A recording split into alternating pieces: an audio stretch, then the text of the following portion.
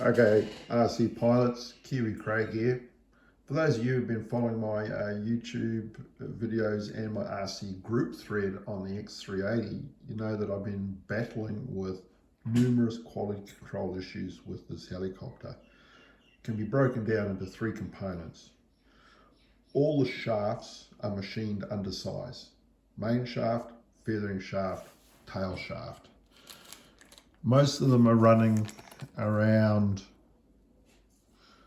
0.07 undersize. Once you get it beyond about 0.02 undersize, you got problems. The shafts are all loose in the bearings. There's just simply nothing you can do about this to fix that. And buying spare parts like I did, I thought I'll just replace all the shafts. The replacement parts had the same problem. So there's a basic machining problem with the componentry in this helicopter.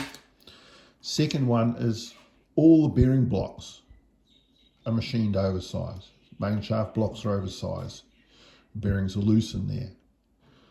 The bearings are loose in the blade grips. The bearings are loose in the tail grips. In the tail grips, the little T section is machined undersized, so the bearing's loose on the T grip and loose in the blade grip.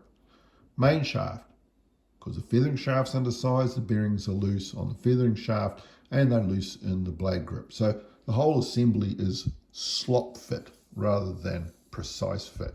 You can never cure this because the parts themselves are incorrectly machined and faulty. This helicopter is not flyable. The vibration levels are horrendous because everything's oscillating, moving around, tracking offline. Number two, the bearings supplied in this thing are junk. They groan like hell as you build up RPM speed, and that's always a good indicator of junk bearings. The bearings themselves also seem to be a bit undersized / oversized, which just compounds all the press or lack of precise fit issues around the helicopter. So, great looking helicopter, lovely, awesome looking machine, but the color should tell you what it is. It's a total fucking lemon. Do not waste your dough on it. You will drive yourself insane trying to make it fly, basically. It is an unusable product, as is due to multiple machining issues on every major mechanical component in it. Save yourself a lot of grief, a lot of hassles.